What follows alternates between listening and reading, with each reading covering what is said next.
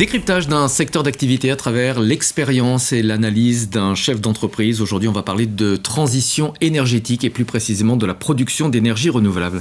Thierry Gahamani, bonjour. Bonjour. Vous êtes fondateur et directeur général de Magma Energy, entreprise fondée en 2020. Vous êtes courtier en énergie durable.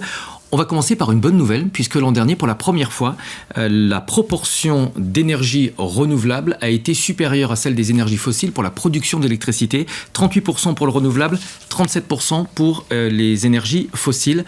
Il y a néanmoins d'importantes disparités et la France est très en retard. À votre avis, pourquoi ? Justement, c'est une bonne nouvelle. C'est une bonne nouvelle qui montre bien la croissance des énergies renouvelables dans notre mix énergétique.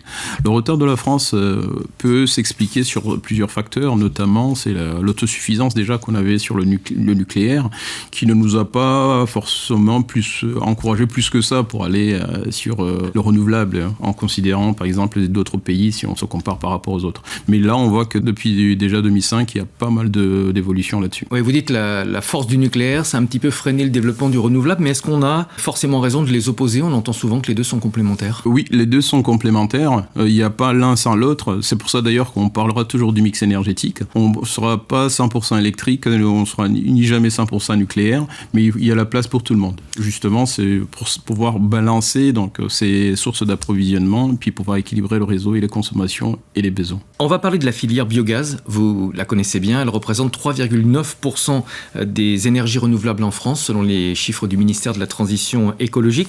C'est juste derrière le photovoltaïque et pourtant on parle beaucoup plus des panneaux solaires que du biogaz. Déjà avec le solaire, on a démarré bien plus que la méthanisation. Donc, et aussi le solaire est bien plus répandu que la méthanisation, parce que vous avez déjà chez vous peut-être aussi des panneaux solaires, mais ça m'étonnerait que vous ayez un méthaniseur. Ouais. Donc, mais c'est ce retard effectivement qu'on est en train de rattraper petit à petit. Alors on va peut-être expliquer comment est-ce qu'on produit du biogaz. Pour vulgariser un peu, c'est vous prenez des déchets organiques, vous les mettez sous couvert à l'absence d'oxygène, vous les laissez donc fermenté, 40 jours, 40 degrés. À la sortie, vous avez un biogaz.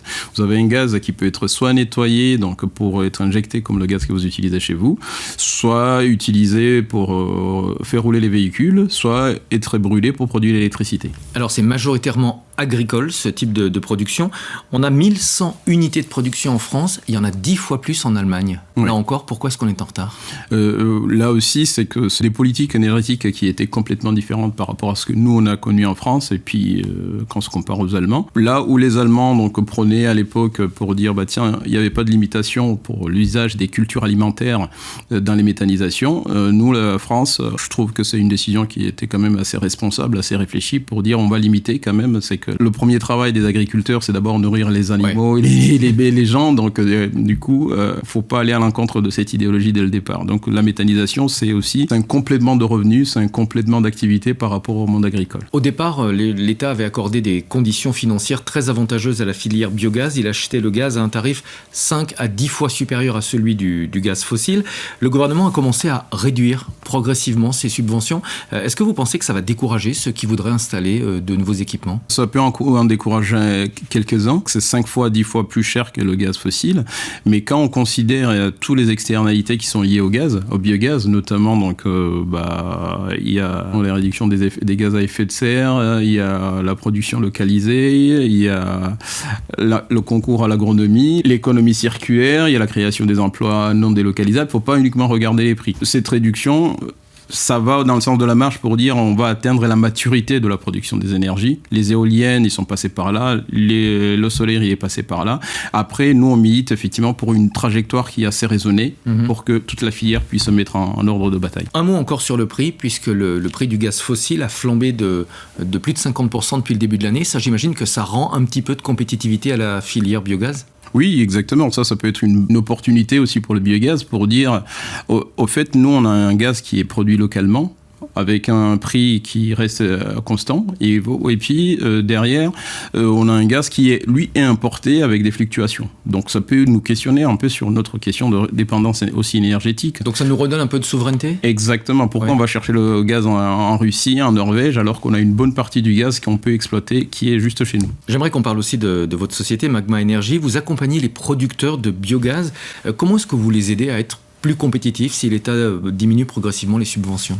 Justement, nous, on s'inscrit dans cette fenêtre de réduction des coûts de production de biogaz. On accompagne le projet, les porteurs de projets, les agriculteurs notamment, sur tout le cycle de vie de leurs unités. En amont, quand ils réfléchissent à leurs équipements, quels sont les équipements que je vais acheter, comment je vais financer mon unité, comment je vais assurer mon unité. Et puis une fois que pour les unités sont en place, on les accompagne pour la fourniture d'électricité, la fourniture des consommables et tous les autres services qui sont liés à la méthanisation qui viendront sur les 15 années minimum d'exploitation. Vos clients, ce sont des exploitations individuelles ou souvent ce sont des coopératives? Ce sont des agriculteurs et ça peut être les deux. Ça peut être. Je crois que c'est un équipement qui coûte assez cher. Ça reste assez cher, les gros méthaniseurs, les grosses installations, c'est entre 5 et 6 millions, donc c'est pas à la portée de n'importe qui. Ou alors il faut une grosse exploitation. Il faut une grosse exploitation. La plupart du temps, ils se mettent ils se mettent ensemble, en commun, justement pour non seulement apporter les capitaux, mais apporter suffisamment aussi de matière. Mais on est en train aussi de réfléchir sur des petites unités de méthanisation qu'on appelle les méthanisations à la ferme. Alors j'ai lu que vous alliez lancer bientôt une place de marché, une marketplace en anglais. En quoi ça va consister? C'est un peu l'ère du digital. Chez Magma Energy, on l'a adopté un peu plus tard. Mais l'idée, c'est de faire le point de rencontre, ça va être le premier point de rencontre entre l'offre et la demande de tous les services et les produits liés à la méthanisation. Ça existe déjà, ça? Non, ça n'existe pas. C'est une place de marché qui est unique, qui sera unique en France en premier temps pour proposer des services donc de méthanisation, des équipements, des études de labo, et puis qui sera étendu aussi dans les autres pays européens. Vous avez aussi choisi de vous diversifier vers d'autres énergies, puisqu'au départ vous êtes surtout sur le biogaz.